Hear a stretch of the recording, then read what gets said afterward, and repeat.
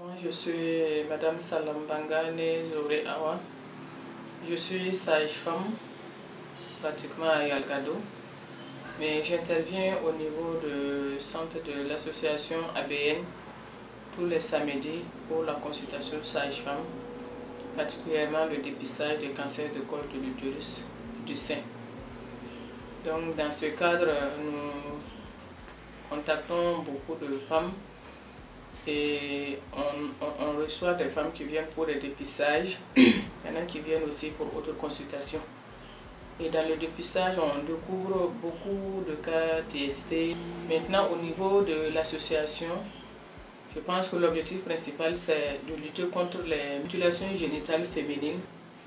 Donc, dans ce cadre, les animateurs font des sorties sur terrain et ils font des sensibilisations par rapport à ça. Et nous, dans notre pratique ici de consultation, nous croisons des femmes qui viennent pour des séquelles d'excision.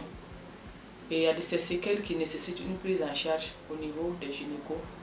Et souvent en collaboration avec l'association, les gynécologues prennent en charge ces cas de séquelles d'excision. Parce que les mutilations génitales féminines, comme l'objectif national le vise, c'est d'éliminer cela. Car c'est des trucs qui portent des conséquences négatives sur l'épanouissement d'un couple. Je dis cela pourquoi? Parce que le plus souvent, les femmes qui viennent vers nous pour ces cas, c'est des femmes qui sont mariées, des jeunes filles qui sont mariées. Et vu les séquelles, elles ne peuvent pas avoir de relation avec leur mari. Et en ce moment maintenant, ils viennent vers le centre. Et le centre maintenant les guide pour les réparer. Autrement dit, on peut dire que les mutilations génitales féminines, MGF comme on aime le dire, nuit beaucoup les femmes dans leur couple. Déjà, ils ne peuvent pas avoir un épanouissement sur le plan sexuel. Et pendant l'accouchement aussi, il y a souvent des complications liées à cela. Donc dans notre pratique quotidienne, nous recevons des femmes qui viennent pour des problèmes de séquelles d'excision. Et ces femmes qui viennent le plus souvent, ce sont des jeunes femmes qui viennent de se marier et qui ne peuvent pas avoir des relations sexuelles épanouies avec leur conjoint.